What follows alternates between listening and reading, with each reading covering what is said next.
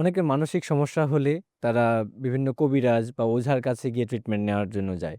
এটার কি কোনো ব্যাখ্যা আছে? না, এটার আসলে কোনো বৈজ্ঞানিক ব্যাখ্যা নাই। আচ্ছা। সারা পৃথিবীতেই মানসিক রোগের চিকিৎসায় কিন্তু একটি বিজ্ঞানসম্মত কিছু গাইডলাইন রয়েছে। জি। অর্থাৎ কিভাবে মানসিক রোগগুলো শনাক্ত করতে হবে, সেটিকে নির্ণয় করতে হবে এবং সেটির চিকিৎসা করতে হবে। তবে মানুষের ভেতরে কিছু অন্ধবিশ্বাস এবং কুসংস্কারের কারণে শুধু বাংলাদেশে নয়, এমনকি উন্নত দেশেও আপনি দেখবেন মানসিক রোগের চিকিৎসায় তারা নানান ধরনের অবৈজ্ঞানিক চিকিৎসা পদ্ধতি গ্রহণ করে থাকে। আমরা বলব অবৈজ্ঞানিক চিকিৎসা পদ্ধতি গ্রহণ কিন্তু তার মানসিক রোগটিকে তো ভালো করে না, কখনো, কখনো জটিল করে ফেলতে পারে। তা এই ধরনের মানসিক রোগের চিকিৎসায় আমরা কোনো ধরনের যেন অবৈজ্ঞানিক চিকিৎসা, ওঝা, কবিরাজ বা এই ধরনের কোনো অবৈজ্ঞানিক চিকিৎসার কাছে যাব না। আমরা সবসময় বিজ্ঞান ভিত্তিক চিকিৎসার মধ্যে থাকব এবং এই বিজ্ঞান ভিত্তিক চিকিৎসার মানেই যে সবসময় ওষুধ খেতে হবে তা কিন্তু নয়। মানসিক রোগের চিকিৎসায় ওষুধের পাশাপাশি কাউন্সেলিং এর প্রয়োজন আছে, সামাজিক সহায়তার প্রয়োজন আছে। আমাদের কিছু সোশ্যাল প্রেসক্রিপশন আমরা বলি, সামাজিকভাবে আমরা মানসিকভাবে কিভাবে ভালো থাকতে পারি তারও কিছু বিধিবিধান আছে। সুতরাং মানসিক রোগ হলে